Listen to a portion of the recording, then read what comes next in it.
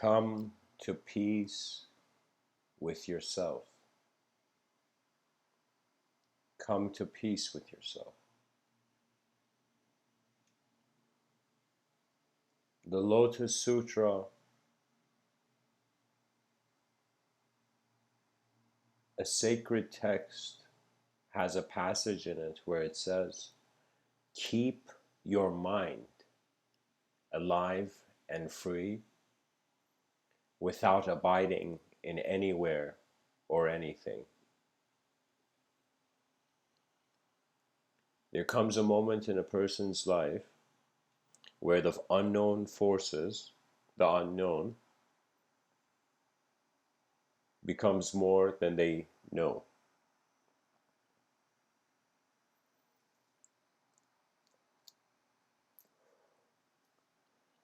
The way I've kind of set the title was that the title had two versions in my mind. In one angle, it is come to peace with yourself. That means learn to accept your being, learn to accept existence. That is the first task of the advanced communicator. The Sadhu's chair is the moment where the being accepts the presence of experience, regardless of any sort of filtering of ideology. The other way that I've kind of set the title is that you come to peace, you come to your ultimate freedom with yourself, with your sense of self, as if in every moment of self-awareness there is an opportunity given. You are given one thing, and that is your sense of self. This sense of self is the most important thing because it will define your decisions and it will define the universal axis of all your philosophies. How you are being a self right now. And usually how we are being a self is that in some sense we give it validity through memory and through the abstract. That means if I tell you look at an object, you look at a computer, but I tell you where is the thought of that computer.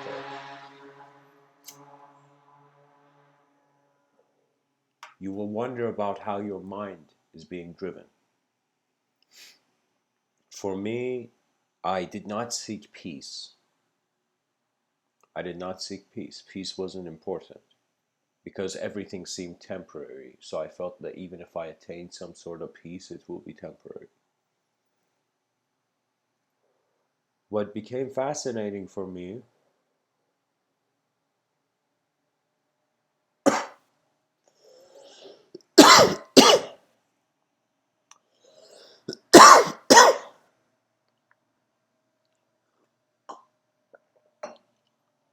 what became fascinating for me was what I could not comprehend. Just like how you see a tree and the roots are in the soil and you see the whole tree kept in a way, yet you cannot see the roots. Similarly, I looked at my intelligence. I really looked at my mind when I was young, before I was introduced to the idea of the soul very early on. But for me, it wasn't the soul that was fascinating. It was the mind. The mind seemed to be the entrance into the unknown. And so for many, I'll be honest, for like 2 decades of my life, I was seeking conceptual knowledge. That means I was trying to find the right story for my livelihood. I was trying to find an inner place for my state of mind to be as. I chased success. And I chased failure. Or I can say failure chased me. I found moments where I was not at peace with myself. Usually when any sort of pressure or intensity enters the sphere of awareness of the person, what occurs is that the sense of self is recognizing its free will is not the only world. When somebody walks, this is pretty much, you can see this in kids that are very spoiled. They are spoiled because their mind has been abided by. The world has listened to their mind. But when they suddenly come into states where the world doesn't listen to your mind has to readjust, meaning the sense of self reestablishes itself. It's like you go through a harsh experience, and just like that saying, what doesn't kill you makes you stronger. Similarly, the consciousness continues with more structure now accessible to it, as if every experience is an exposure of data. And so this data becomes the story of our life, and there is a character. And so it is the study of our attention that will reveal the ultimate resolution. For me, it was like I kind of had this theory.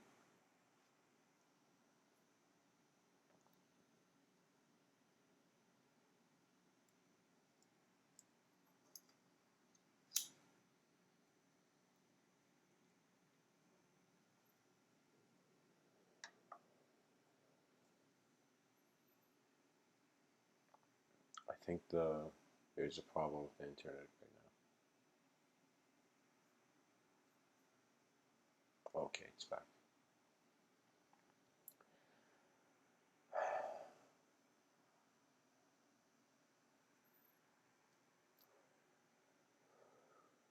You come to peace with yourself, then your sense of self begins to discover a new way of being. That new way of being begins to penetrate your core because it is an experience beyond the restraints of your belief system. A belief system can be said to be images the child is masking him or herself in. We are in some sense creatures that begin with attributeless minds, and then as patterns are in some sense thrown at the child, it begins to become attributed. It becomes attributed to many things. It becomes attributed to a sense of a name, to an abstract identity. It becomes attributed to a social structure, a social system. It becomes attributed to the laws of the world, the laws of nature. It becomes attributed to the mystery beyond the stars. And then finally, the being returns after exploring the edge of the external world, recognizing there's two edges. There's an endless edge, there's the infinite external search. That means if our eyes were not temporary and they were really searching, they could endlessly search. Do you know? There's some theories that even say that human beings are intermediaries to robotic intelligence. That means we're going to die, but the result of our work and progress is going to continue. That means pretty much this has been the ideal for many human beings, that your influence and actions can lead to a sort of, it's kind of like a writer living longer, the ideas of a writer living longer than him. It's kind of like looking at Socrates, and this man is no longer here from thousands of years ago, but his ideas still dwell in our libraries and we remember. So, in some sense, the efforts of that individual's mind in history had such a louder voice that it echoed to even 2019.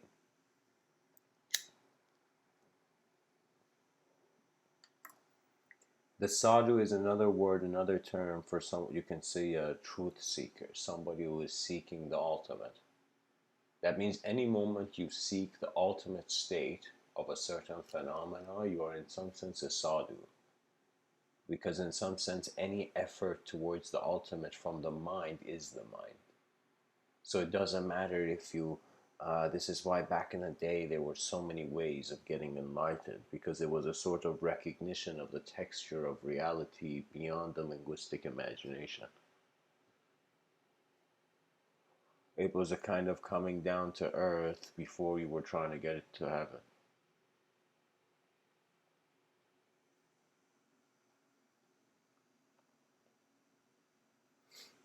Today I had a very long walk. I was just walking home and I began seeing society, at least Canadian society, Toronto, from Dundas Square.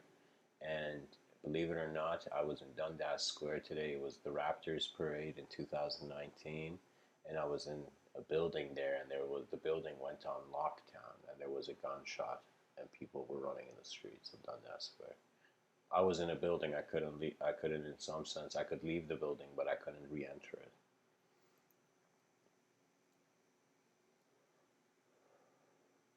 And so when I was walking, I just decided to leave and walk. And as I was walking, I began to see the various atmospheres, the various environments that the world is made of, as if this one long road on Yonge Street as I was going north. It was as if there were so many modes of life occurring, so many efforts of intelligence on this planet. And it organizes itself, interestingly, through a selfish mode, through a sort of shape in the mist.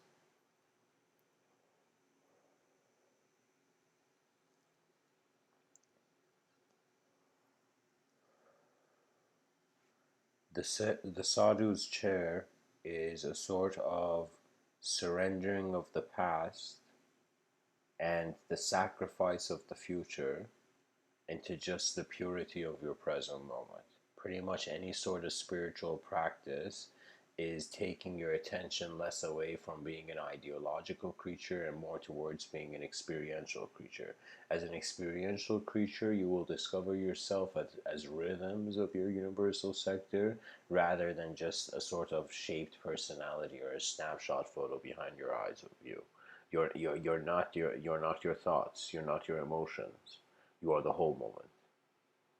And that is the greatest clue we have, that our visual sensory perception has an externally spherical kind of reach. And so internally, when you wonder about what life is doing, why the human being was made, for me it's very easy. We are data processors. We process objective data and transform it into subjective data. Now, we have transformed it into subjective, we have transformed ourselves into subjective data to such a degree that we in some sense we look at matter and we see it's empty. We look in the mirror, we see there's something looking out through our eyes, but we wonder how that intelligence can be contained, how nature can be separated behind your eyes before it can be considered even separate out in front of your eyes. The way the world works is it works with axioms. That means as a child, when you were learning about life, when you were being exposed to life, as the various forms of data came to you, your emotions in those moments kind of set the axis of how the data entered your system. There have been moments where I have been angry and somebody has told me the right thing to do, and it was a battle. It was an internal battle because my anger had the conviction of my inner reality, but the person who was telling me don't be angry, listen, had in some sense, it was a sort of honor of the other that makes you recalibrate yourself. You see, the problem is it's not because Gandhi and Martin Luther King and Dalai Lama are saying world peace that we're going towards world peace. We're going to world peace because the greater dimensions of our mind can only be opened through a space that is not caged. It is not caged by intolerant beliefs, by violent actions. It is not caged by the confusion of eons that could have been changed in an instant.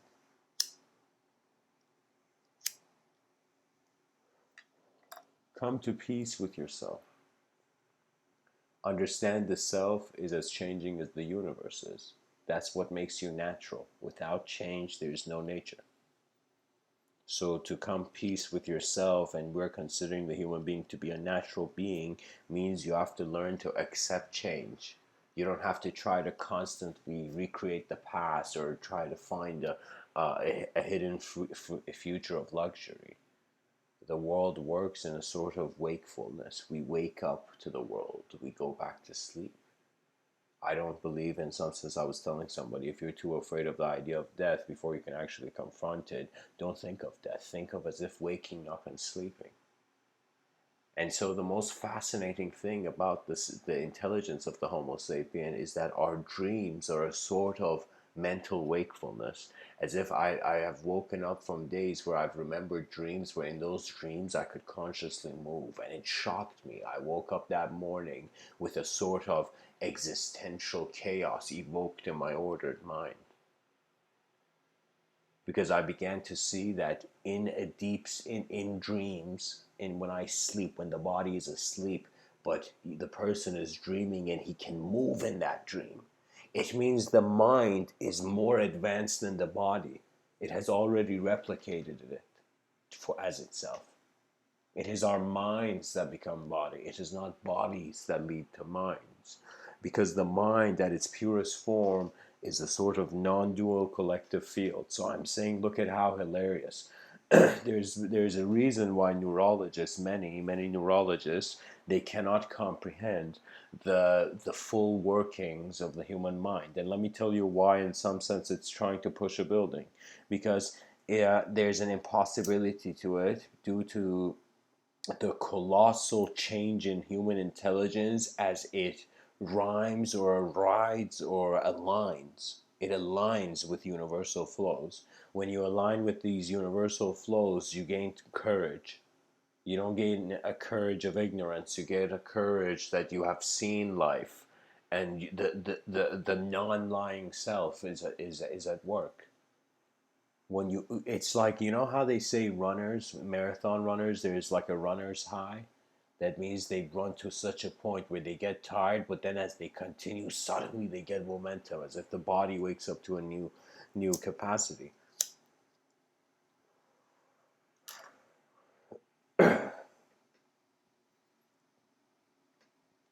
We buy art but don't truly understand where it comes from. We look at the world and wonder if it's just color and matter. It is colorful matter. Is that just the world, or is there something behind our eyes that echoes in front of our eyes? For me, there's going to come a time. There's definitely going to come a time where the future generations are just going to look at the world and they're going to be enough. They're going to look at their ancestors and they're not going to, in some sense, hate their mistakes. But this future generation of kids are going to look at the ancient world and they're going to leave it to rest. They're going to say, if God is dead, as Friedrich Nietzsche said, the future is going to make, in some sense, either death its God, or in some sense,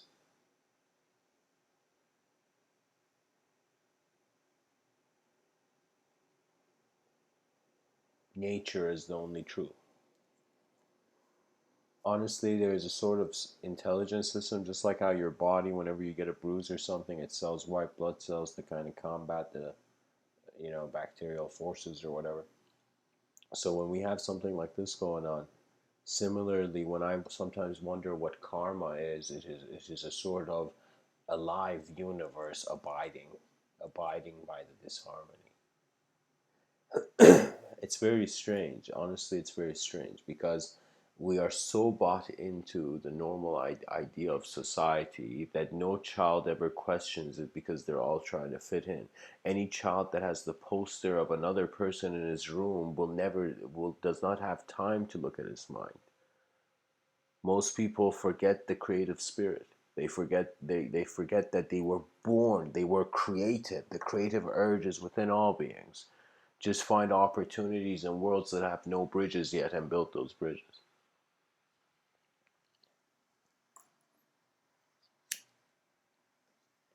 Coming to peace with yourself, if the sense of self has an unknown aspect and a known aspect, if there is the objective validity and the subjective invalidity, or the subjective ambiance or mystery, we in some sense have to really be able to not clutter the attention that is going to change the world.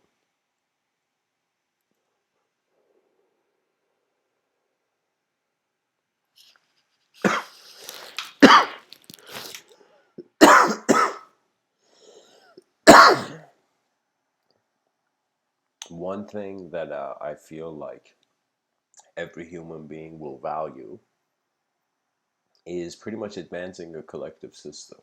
I see so many people on YouTube coming and talking about, guys, be good, be efficient, work hard, go ahead, follow your dreams. And I'm like, Jesus Christ, we're dreaming even when we're not asleep. I will tell you, it's a situation where there requires a responsibility of what I like to call street smart alertness to your world. Begin studying your world. Begin to try to figure out every aspect of it. Do not become obsessive about it because there's no end. That's the thing with data. When you process data, especially in a world like ours, the data can be endless. There's been moments where my mind personally has been overwhelmed because once you see a certain pattern, that pattern has the potential to echo. So there has been moments where one thought, as it evolved through the character setting structure, my mind began to kind of, as if like a wheel of fortune was spun, and instantly I could just see many senses of self and senses of world in accordance to those selves. So what happened in some sense was that my thoughts gained a momentum where I was no longer the thinker, I was the witness. When thoughts move too fast, they don't belong to you.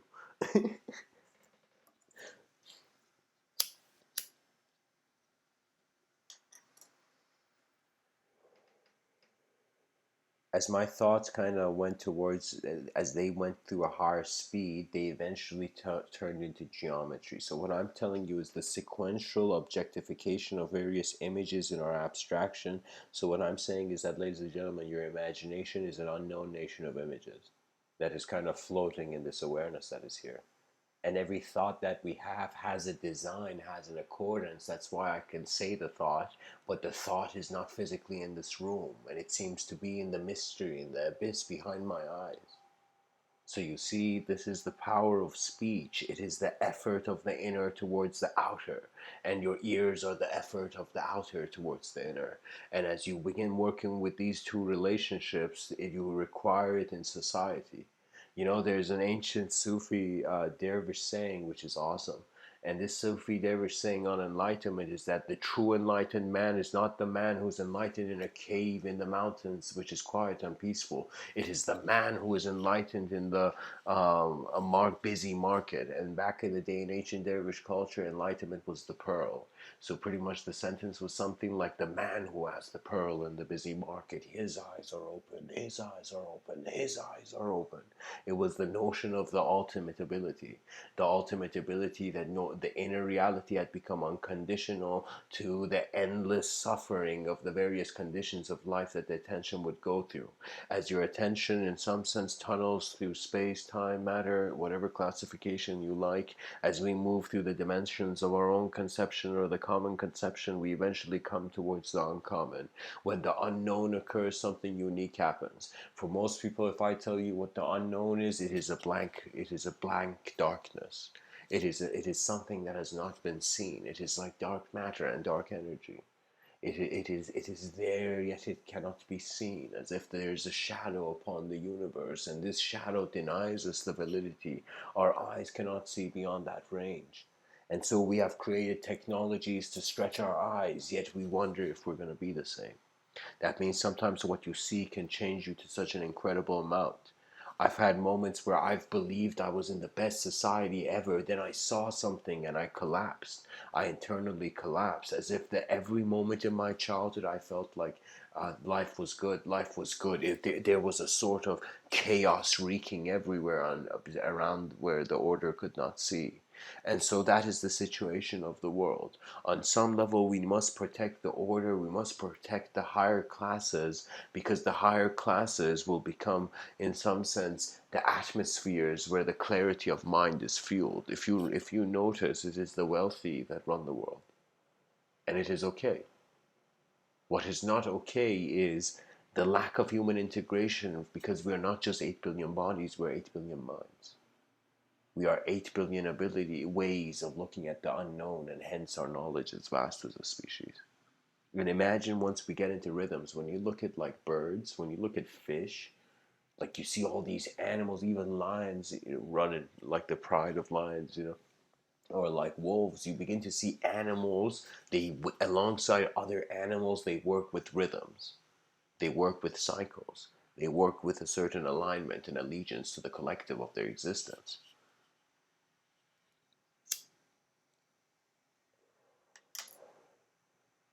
That means any person trying to fit anywhere in this existence will end up moving in the path of honor, which means the realization of justice. You know, it's very funny when I kind of realized yoga was had a very humorous dimension to me, because yoga, there's four kinds of yoga. Like, I don't know, what is it? Karma yoga, Raja yoga, Bhakti yoga, and there's another one, but I don't want to give the wrong name. So, anyways, these four different types of yoga, and I was laughing because I began to realize four types of yoga. That means four different ways to the ultimate truth. I began to recognize every moment is a way to the ultimate truth. We don't see it yet because we are afraid to be a non idea, an experiencer, the pure experiencer. That's one of Mr. Within's commands to the living world. Find the pure experiencer of the intelligence of the moment. There's no greater task. And Sri Ramana Maharshi kind of set this in stone when he said, the greatest service you can render the world is your self-realization. In the evolution of your ability and in your awareness, you begin to attain a sort of more collective sort of responsibility.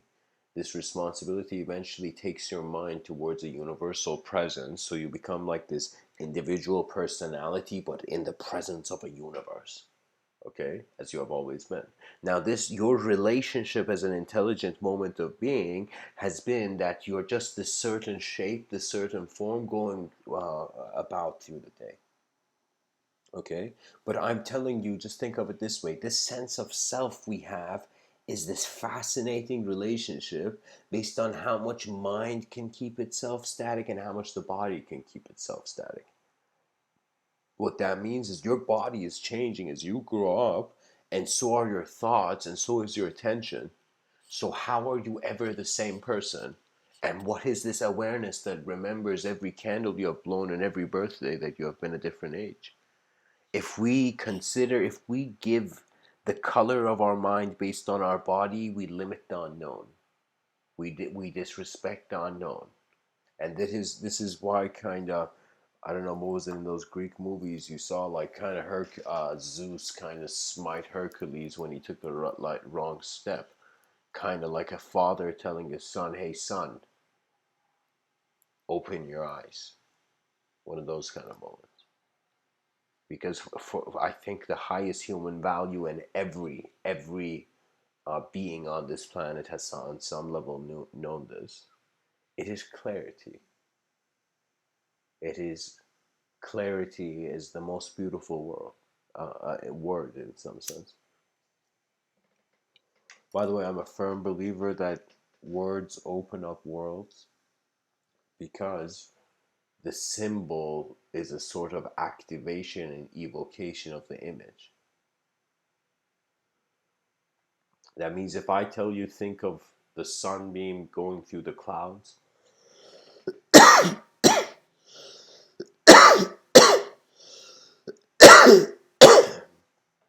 you will kind of see the memory of the past brings the image, brings what was experienced.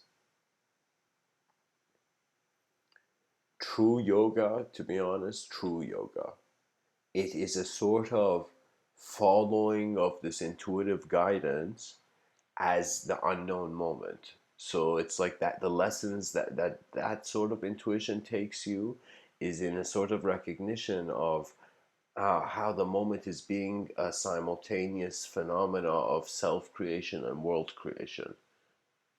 Your attention is not just your world. Your attention is the world.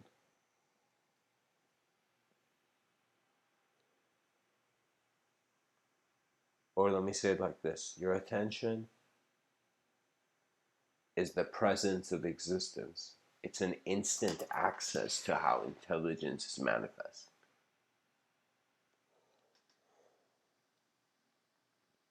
It's very funny, guys, because every kid, the moment they explain science, explains to them the solar system, I think all children are smart enough to kind of recognize, okay, our knowledge is built in on not like the earth's crust, but it's built on emptiness.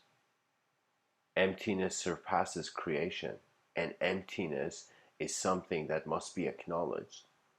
So that means the universal intelligence beyond any sort of identity or ideology is how emptiness is here. And when you look at how emptiness is here, you begin to see the intuitive guidance. You begin seeing the inner guidance. That means what we think is our minds is the gloves of the higher dimensions. In some sense, as the ancient yogi, bewildered yogi said, this life is a game of the gods. Mr. Within is saying, beyond ideology, intelligence is here. Fundamentally, the last rope that any human being has before they are, in some sense, the final curtain is pulled, and they fall into the canyon of the unknown, is that they must trust their intelligence. And their intelligence is honestly the authenticity and the honesty. That means, think of it this way. Most people are planning on living like a good life, a long-term life. Many people have careers, okay? But most people do not pay attention to how, just like with the sophistication that they organize their working life, they must also organize their inner life. And their inner life is the evolution of their values. It's the recognition that they are not who the past told them they are, and they are not who the future wants them to be. They are them. They are the opportunity of a lifetime. They are the design and the voice of their ancestry into now. You are stardust dancing in consciousness. The edge of poetry is when the world has turned twice in an instant.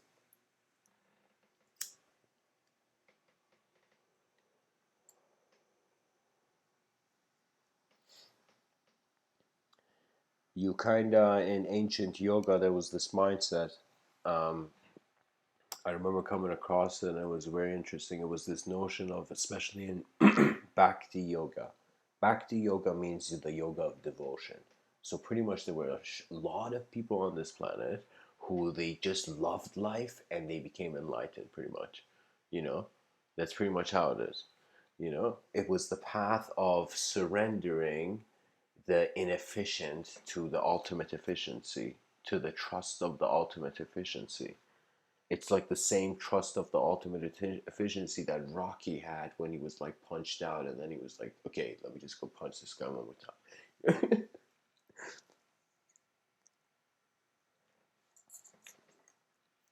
Do you want me to tell you something very profound? This is something that I didn't have active as a child, but eventually it became incorporated in my awareness. It was the ability to silence my mind in emergencies.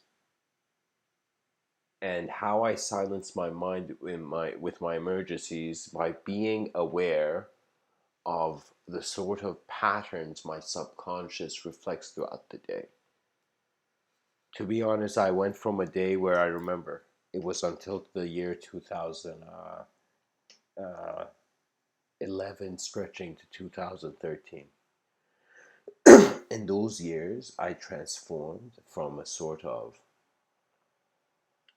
like every day being a person who just emotions just go up and down variously and randomly, to suddenly someone who there was an immense emptiness and clarity. There were, like, my mind suddenly became what I want to say like is unspeakably clean, in some sense, clean of thought. I had no thoughts, I had no emotions. I was just this moment watching the world. And during those years, it was a very huge transformation, because before I had the very common, I had kind of watched TV and had fallen into the story of the world deeply. But it was a sort of recognition that it was honestly, like, let me tell you what it was. It was a sort of ultimate recognition of the silence behind everything I would say, and the ultimate stillness underneath everything I would do. I began to recognize the void. I began to see the true skin of consciousness is empty. but the skin of the ego is language. And so when I came to this empty boundary of self, it became this kind of thing where there was no longer a known and unknown. It's like the mind bursts itself into dualities fueled by notions of past and future, and then suddenly snaps out of it and comes to a present as if nothing happened. It's as if with a blink of an eye the world has turned.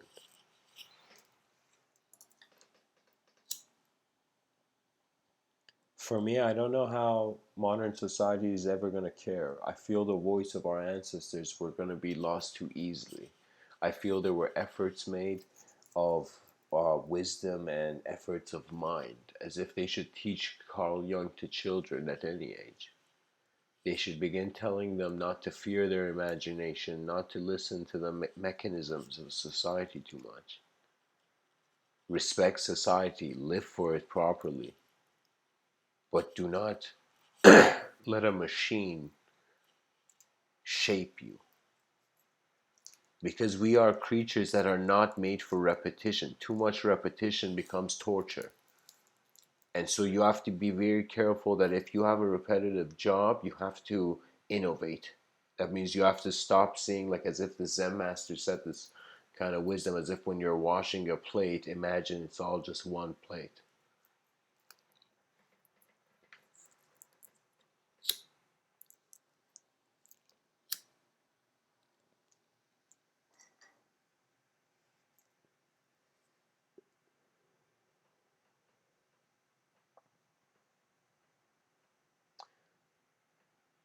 Something cool is that just like how your heart beats automatically involuntarily, just like how you breathe involuntarily, there's aspects of the imagination that move involuntarily.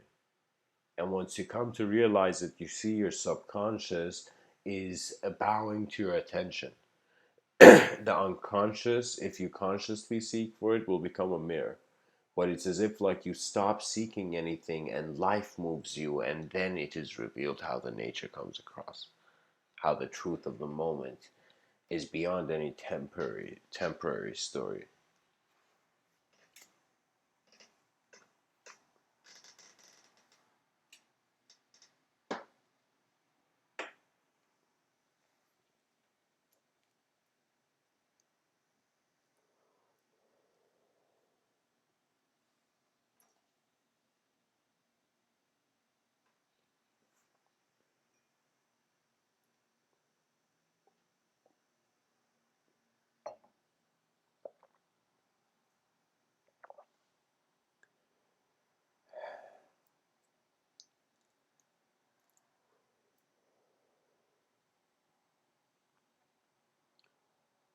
Many days asked, and the moon kept asking the sun, "Tell me, is my light my own or is my light yours?" And the sun did not answer for many days. And the moon looked at earth and said, "If the sun does not answer me, I shall not answer earth." And the moon suddenly stopped glowing its light. And it was then that the sun began to speak. And the moon looked at the sun and said, "Why now do you answer me?" And the sun looked at the moon and asked it, what would life be if its life was not from its own? The moon did not listen. The moon blocked its ears with many incarnations. But the sun spoke louder. And once the moon was able to acknowledge the sun, it was able to acknowledge a new dimension of self. It was the allowance of life's advancement in front of your eyes. That means, what do you want and what is going to make people exciting? A society that is so healthy, advanced, efficient, and active that creativity is the greatest marketplace. And that means a marketplace of ideas. That means people will no longer, go to parks to, in some sense, walk around, but find themselves as in magnificent Greek architecture kind of structures where people will debate. There is not, we are hiding behind our own walls in social media, and we're acting like ourselves. Do you see? The world is very alone, even though we're all here, all connected, all on social media. It is all very alone. Let me tell you why. Because we have to explore our inner space, and we also have to explore our outer space. And the balance of it becomes the art form of every being's effort at this life, attempt at living.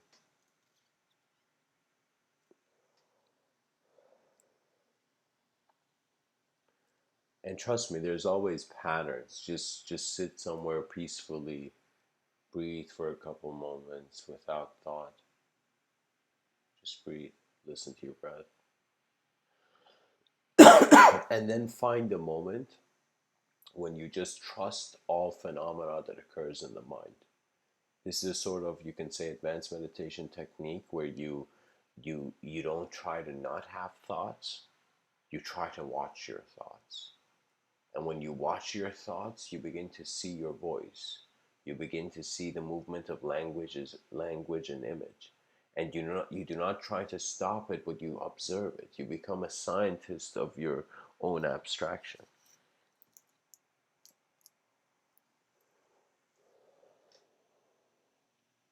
You become, here I'll create a word, you'll become an abstractist and a sort of both scientist and artist of the abstract.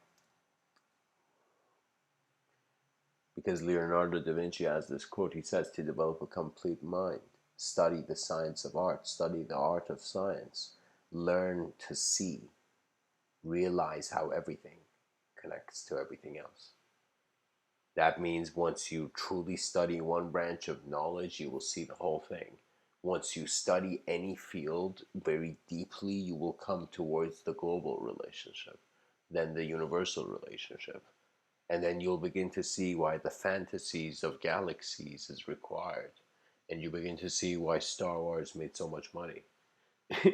Because people, they can see the power of imagination to kind of show them the future before it comes. And the power of the past is to give that future color. Sometimes without my past, I can't value my future. That means if somebody told me right now, okay, I'll give you $1 million, I'll be like, wait a minute. I'll be like, if you do, I wouldn't. It would be as if like it's not my hands that are holding that. You see, you want to experience your life, but eventually you see what is your life is the whole universe occurring. That means there was a time I thought, like when I was first started, I just had this once I had this thought. It only came once, to be honest. And then I had this thought where, how do I say it? Like, I had this thought that nobody was listening. I felt I'm speaking alone, and this is kind of strange, but whatever, I'll record these talks, let's see what happens, you know? But then I came to the recognition that it's the life of nature that's here. Because on some level, I'm a sophisticated ape making mouth noises. So what makes a communication not really verbally beautiful, what makes it really perfect is that you, in some sense, abide by your nature.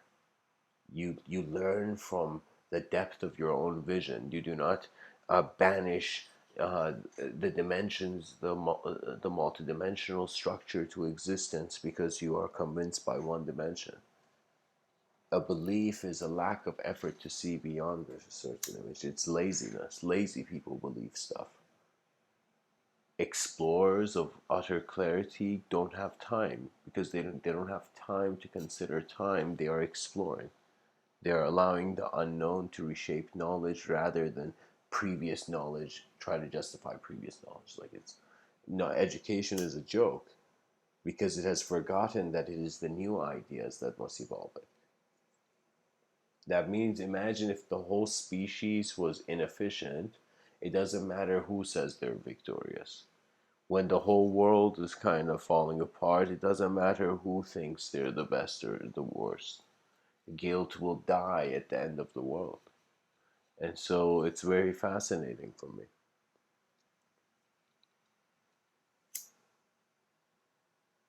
We are the eyes of a moment of being. We are children who, before learning language, are just moments of observance. As data hits the waves of data, waves of information, information waves hit the child begins to learn ways of being in formation, how to be a life form. That means the child is already alive and knows that part, but then it's now how it chooses to be in a form, how it chooses to hold, preserve itself, and in some sense discover this inner mastery. For me, the most important films for children must be martial art movies, those Jet Li movies or something, because it begins to see, yeah, or Ip Man or something like those kind of movies are suggesting that you can cultivate conscious ability through a sort of abidance and alignment with how the world is, not just how you think it should be. That's the difference in the mindset of a boxer with, let's say, like some like Ip Man or something in that movie, because in some sense one has a sort of urge of victory. One already assumes victory. The other is just observing the moment and taking it as it comes. It is not burdening its mind with unnecessary pre proposed data. You know.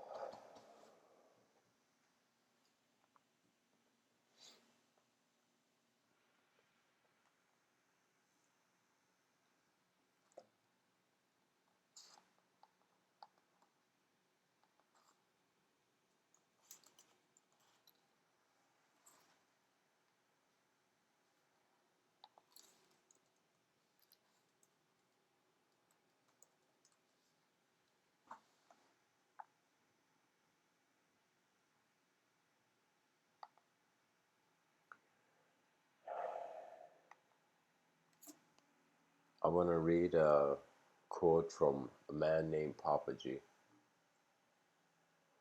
He says, "If there is peace in your mind, you will find peace with everybody. If your mind is agitated, you will find agitation everywhere. So first find peace within, and you will see this inner peace reflected everywhere else. You are this peace. You are happiness. Find out. Where else will you find peace if not within you?" And if I could just give my own personal commentary on Papaji's quote here, what you are, you see in others.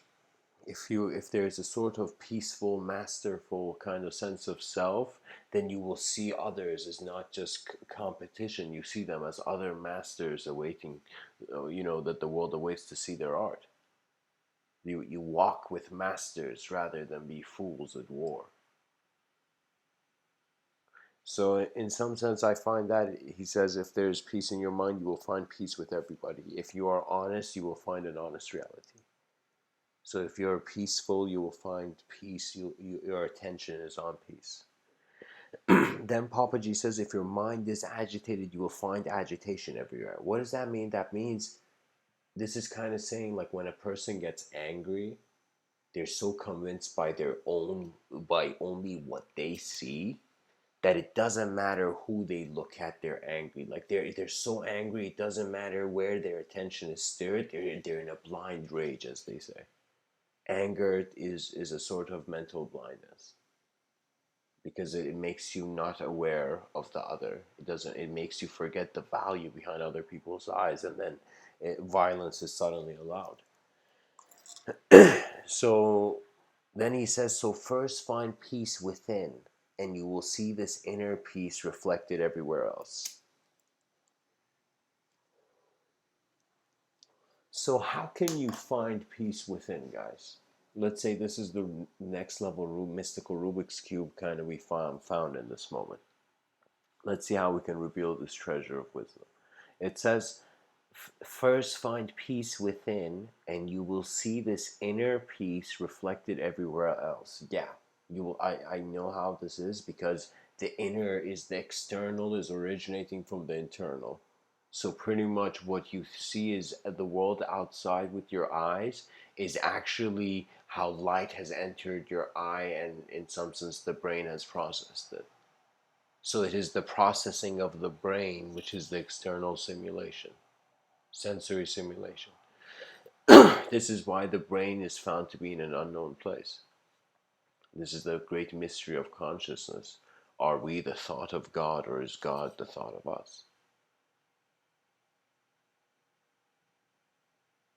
So, in some sense, when he says, find peace within, and you'll find this inner peace reflected everywhere, because it's a reflection of the self.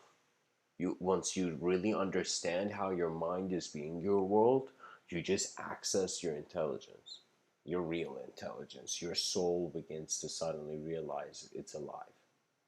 You begin to see no idea could could could touch this the eyes that are even seeing the idea. That's the value of our intelligence. The word soul is just a marketing tool. It's actually unknown, the unknown. It's the endless unknown. It is the infinite unknown. As if some men seek infinite knowledge, but some men recognize behind that knowledge is the infinitely unknown.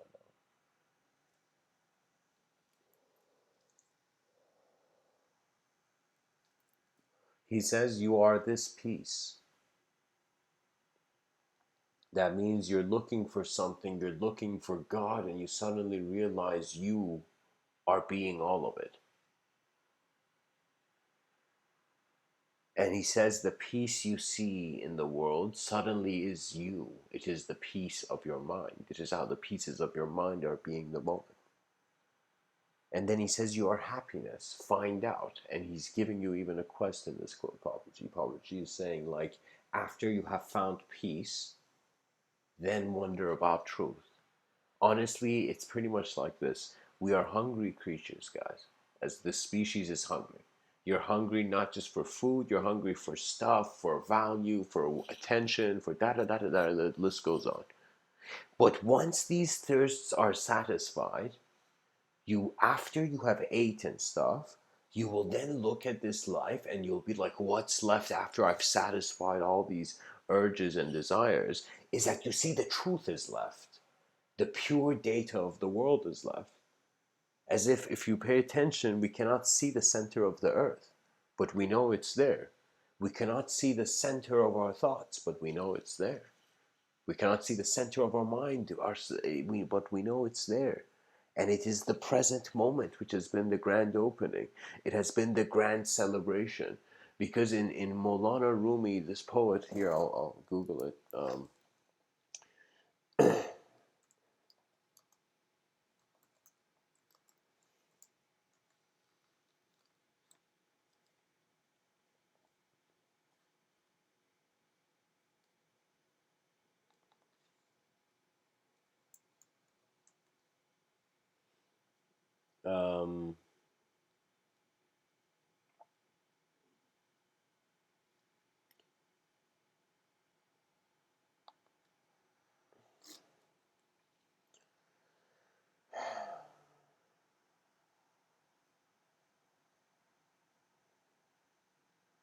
there's Jalaluddin Maulana Rumi. Before his death, he recited like his most inspirational words in this poem. And Jalaluddin Maulana Rumi, he is like this incredible next level kind of genius human being who just was so in love with this divinity that he saw that in some sense he endlessly just wrote poetry endlessly. Like his mind was just like set free to communicate, you know. And so this is his last poem before he dies. It is like the last moment of one of the greatest poets who has ever walked on this earth. And this is his poem. This is a man who Shakespeare would also, in some sense, honor. And in some sense, this is his quote. He says, "When I die, when my coffin is being taken out, you must never think I am missing this world. Don't shed any tears. Don't lament or feel sorry. I'm not falling into a monster's abyss. When you see my corpse is being carried, don't cry for my leaving. I'm not leaving. I'm arriving at eternal love. When you leave me in the grave, don't say goodbye. Remember, a grave is only a curtain for the paradise behind. You'll only see me descending into a grave. Now watch me rise. How can there be an end when the sun sets? Or the moon goes down, it looks like the end. It seems like a sunset, but in reality it is dawn. When the grave locks you up, that is when your soul is freed. Have you ever seen a seed fallen? Have you ever seen a seed fallen to earth not rise with a new life? Why should you doubt the rise of a seed named man? When for the last time you close your mouth, your words and soul will belong to the world of no place, no time. Wow.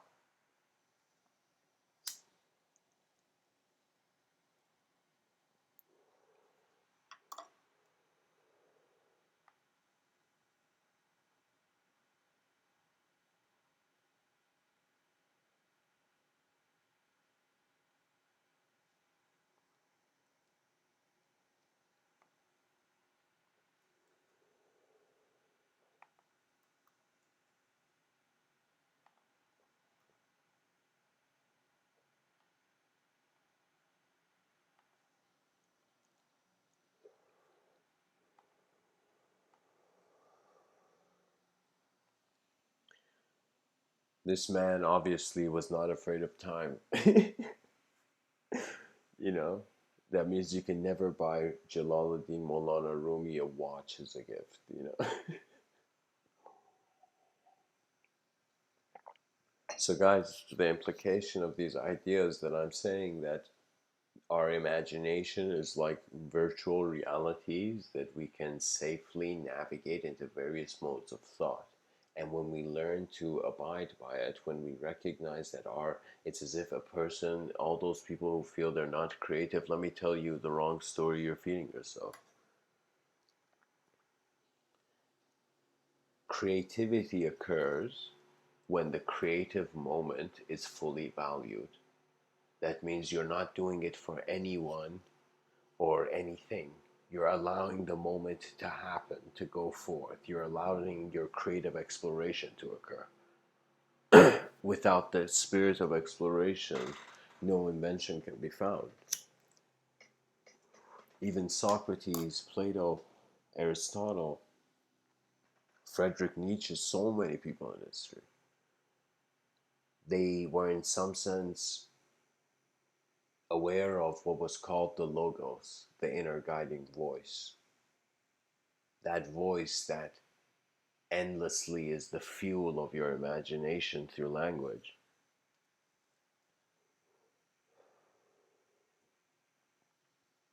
But it is the felt heartbeat of cosmic presence. For me, it's the freedom that's important. But the freedom has always been considered externally. Now, internal freedom is crucial because internal freedom means that it doesn't mean all your problems should go away. You shouldn't worry about your problems yet. First, try to find the state of mind where the momentum of your effort is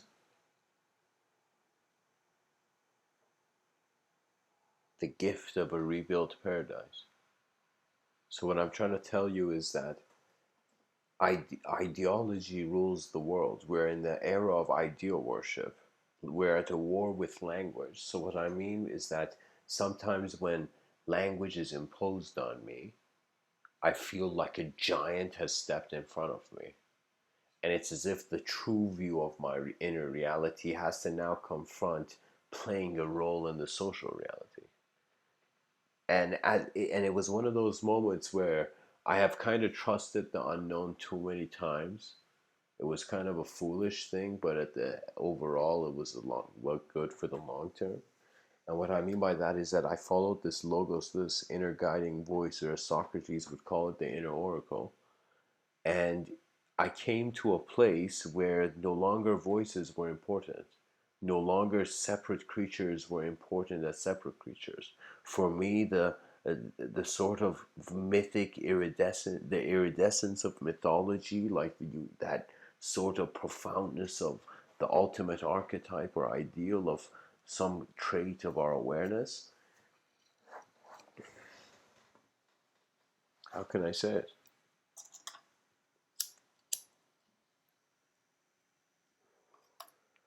What we call our life internally is so many stories layered upon one another that it's just artwork. I believe, this is my honest belief, I've spoken a lot. I will tell you, when two people speak, they recreate the world. Their senses of time readjust. So you understand that you're not bound by your ideas. Your ideas represent your observations. And sometimes instead of observations, you have just accepted data. So for me, it became fascinating. Every time I got bored, I was like, okay, let's see what happens. And for me, life is very unique because there's a sort of endless color dimension to it, and there's also an endless geometrical dimension to it. Everything has a sort of design. And then there's a sort of abstract implication where I suddenly became curious about my mind as a designer. I was exploring it based on design. Somebody trying to explore and find the hidden architecture of, the abyss behind their eyes.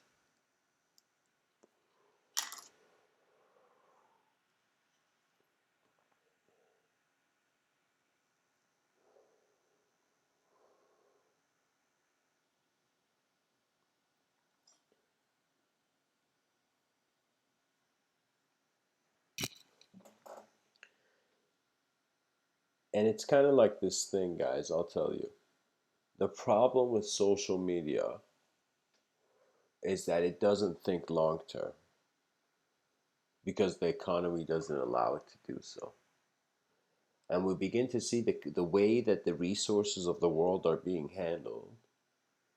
It is not with a clarity of the overall contribution. So many people are just wasting their days, not recognizing the ability they have that the world awaits for. The world's waiting for. So for me, it's like you're alive once. It's one lifetime. Like, how much do you really care about, the ideas of externality when your inner life is now? And eventually, this whole thing of inner outer leaves, right? And I'm using the name like the alias Mr.Within, just to say that it felt like I found a glitch in the system of language, where in some sense it was a presence of the unknown.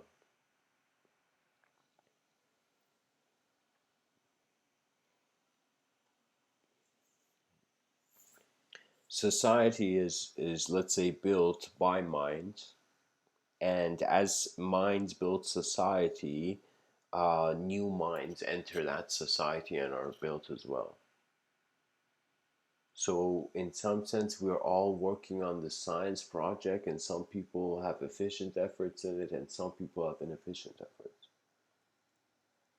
So as the world's destiny is, in some sense, it comes to peace in your mind, and as your body's destiny comes into peace with your mind, and as your relationship with how fear has ever been conceived in your mind, you come to peace with it. You will eventually find all these universes where peace and alignment and balance has been attained all come down to how it all has value in a moment. That means the secret is as if when man shouted at God, reveal to me who I am, in that moment, what God revealed to man was something where man was like, word. Man was like, oh my God, I shouldn't have asked you. And what it was the true pure form. It was the endless ability of imagination to reconceive. As if we are gifted with this unique ability. We can, I don't know if animals dream. Some people told me dogs dream, and that's very possible. It could be just the way the engine of the brain works. But I feel that what makes us very unique compared to other animals, that there was an acceleration, like definitely, it's like this is so common observance, that there was an acceleration of our self-awareness compared to all other animal species that are alive right now.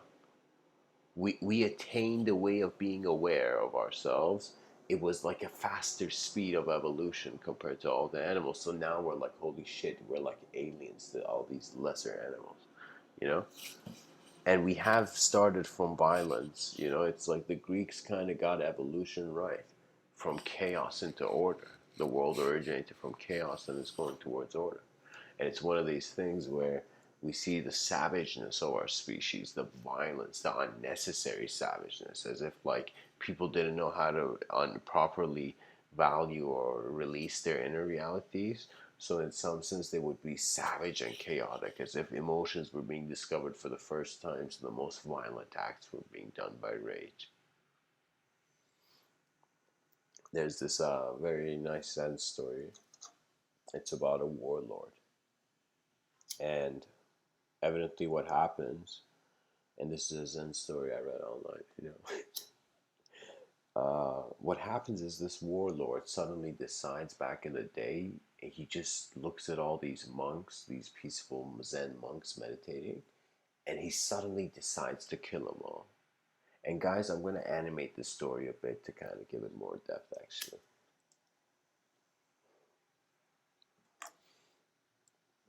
So the story is obviously more simpler than what I'm going to say. So this is what happens. This warlord looks at all these monks, Zen monks, and because he's a conqueror, he's someone that wants to do an activity on this planet. He looks at all these inactive people and he says this is like uselessness.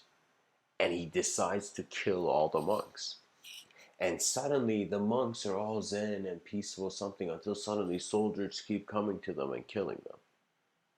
Now, that culture still held this very profound background kind of aura of like honor.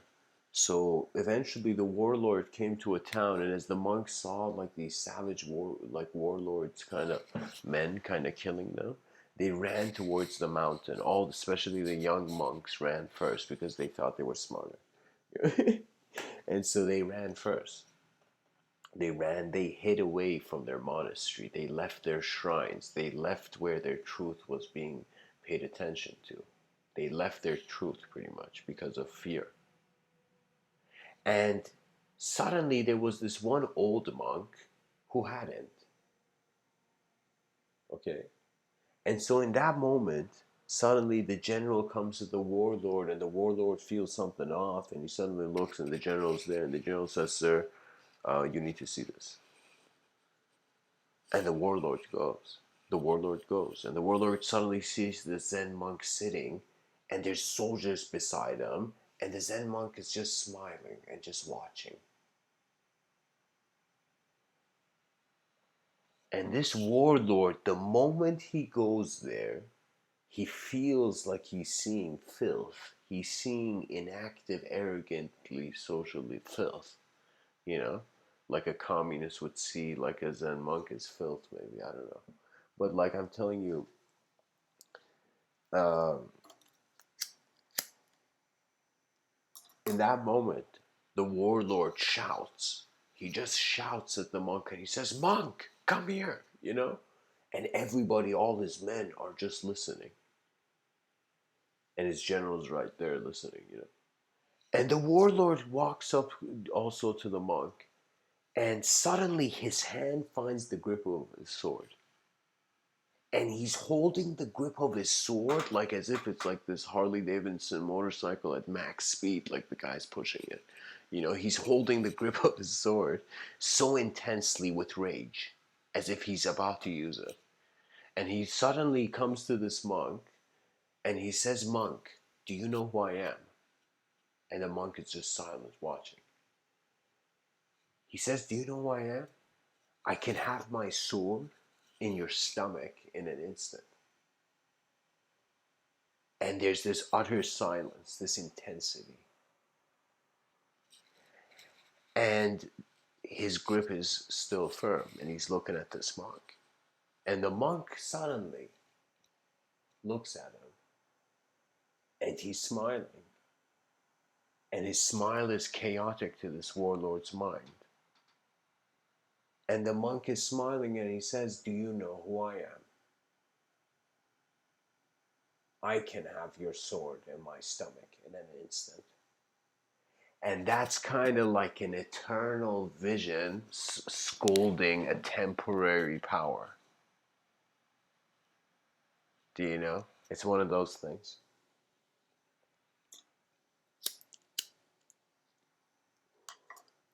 And to be honest, I don't know how the story ends. But either way, the monk could never die. And the warlord saw this. He saw what he could not conquer. He could not conquer death.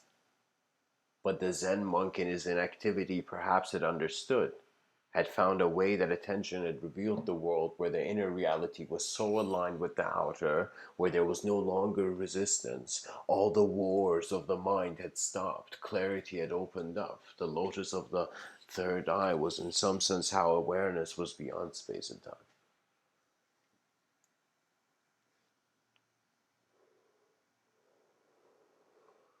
The sadhu's chair becomes novelty's gift. You stand up from the past into the future you can design. And I had this attitude when I was younger. I wanted things to be simple. Now I want to just handle the most complex thing. Just constantly, my mind just looks at things and just says, okay, if the most complex situation happened, what would this look like? And because it's kind of like I get bored sometimes, so my mind animates reality. You know? And so I would kind of look at complex situations, and I would see that it's like the challenge made the inspiration to handle it worthwhile. So pretty much you have to make your activities align to, you have to find an excitement towards efficiency. You have to, your entertainment has to become your advancement somehow. And that's, I think that's the solution. I think that's the solution to this repetitive cyclical economical world.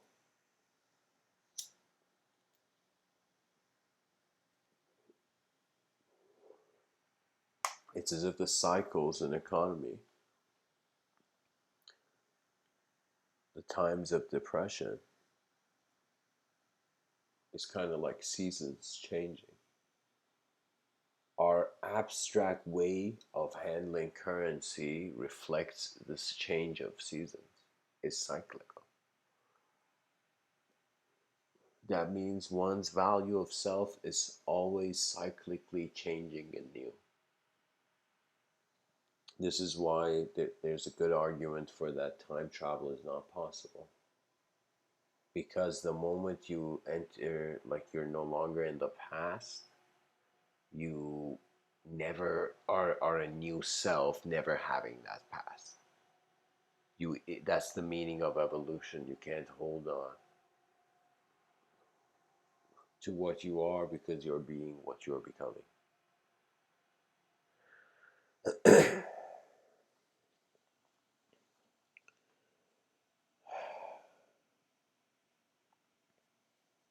Shri Nisargadatta Maharaj,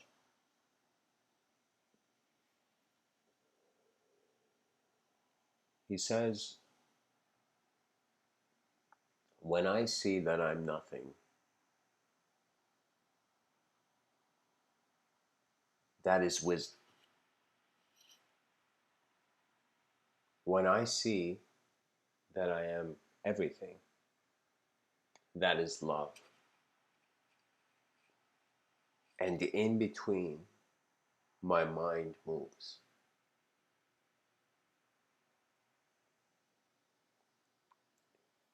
Or it's like my life moves.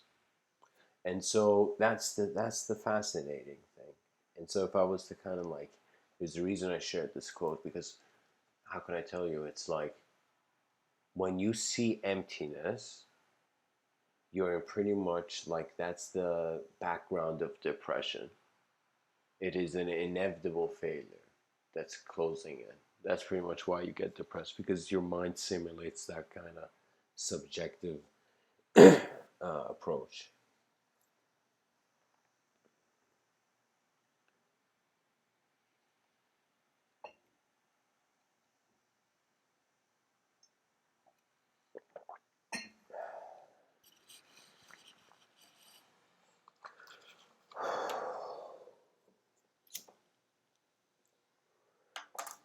When you look at emptiness, when you, in some sense, closely look when you're depressed or whatever, or let's say when the economy is depressed, guys, it's not just people that get depressed, economies get depressed.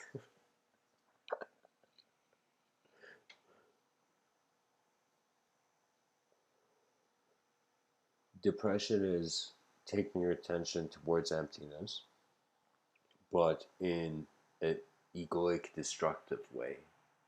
Okay. Um, and when you really come to emptiness, the resolution is wisdom, which means the awareness of fulfillment. As if the meaningless sense of life, the emptiness, is all a container for the meaning that's going to be poured into it by the shift in attention.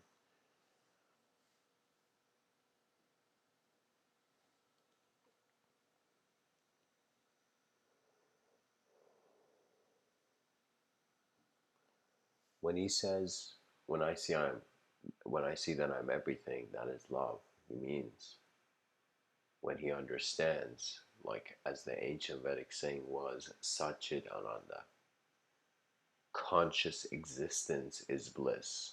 Any moment in this life, you become consciously aware of existence, your mind goes in a state of bliss. You hold it there, it blooms. This is why honesty and purity, they were in some sense the first teachers of in some sense that very profound martial art master, you know?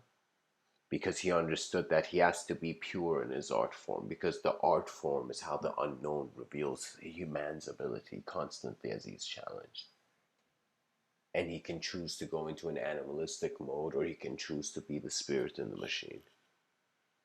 He can choose to be the eyes that are open before they could ever be closed. That is the true effort of eternity, and I honestly feel for 200 years from now, the ideal will still be kind of underneath the surface, because it means a re-evolution of the world. Right now, we're thinking of trying to bring world peace. That means we're still thinking of the evolution of the animal in a more peaceful way. But this is what I'm talking about: is the evolution of the world. And the evolution of the world would be like, this is why the virtual reality could be too soon.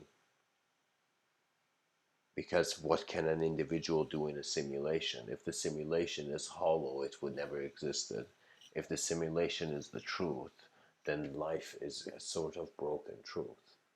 Do you see? And so it becomes a sort of falsity, and the mind is thrown many paradoxes in its inner mystical quest, but in its mystical approach, it becomes devoted to the truth of its own being. That means do not be blinded by your beliefs, yet have the wisdom to watch over them.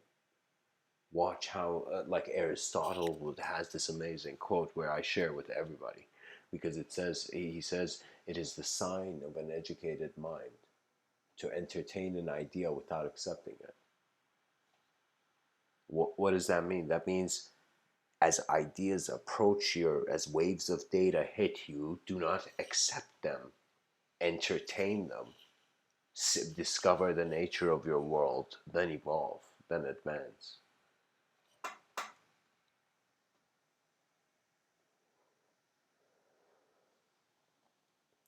Because regardless if God likes spheres,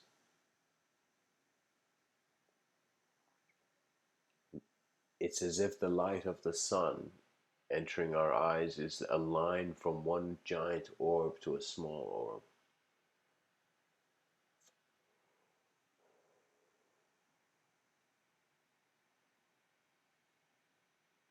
And it's really fascinating because when you look in astrophysics, the light, like if we were to look from our neighboring galaxy, the way they would see us would be from 200 million years ago because of how light passes, which is an incredible thought. That means galaxies cannot see each other, they can only see each other's past because of the passage of light.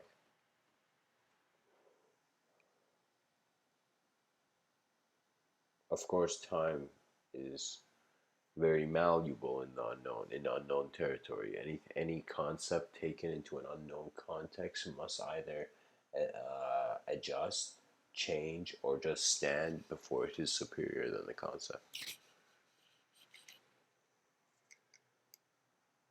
You either hate your truth, you find your truth, or you remember your truth.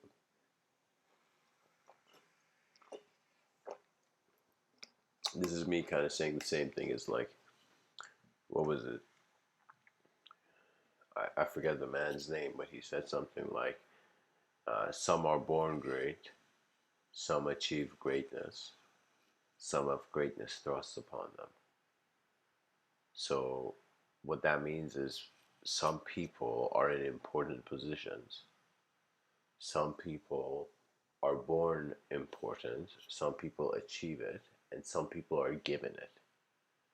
What that means is suddenly the chef on the ship was given a sword and was told to fight.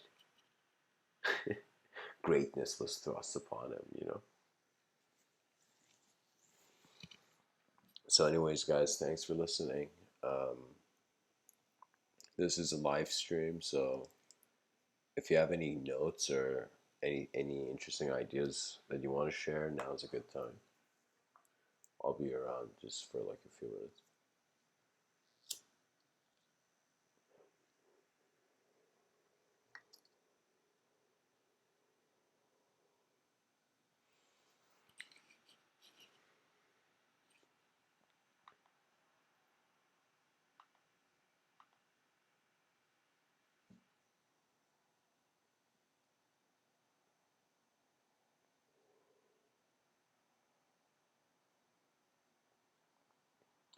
By the way, before I go, I think I'm just gonna give a comment on the picture I chose.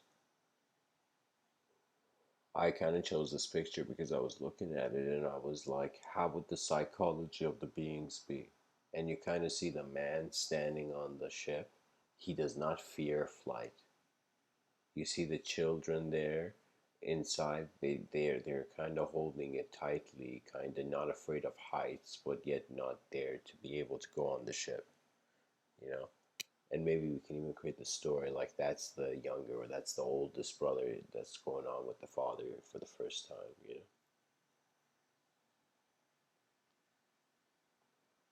It's kind of like your imagination becomes real when you can see yourself in it.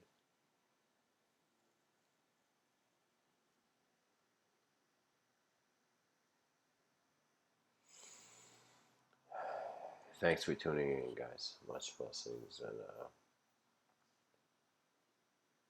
namaste.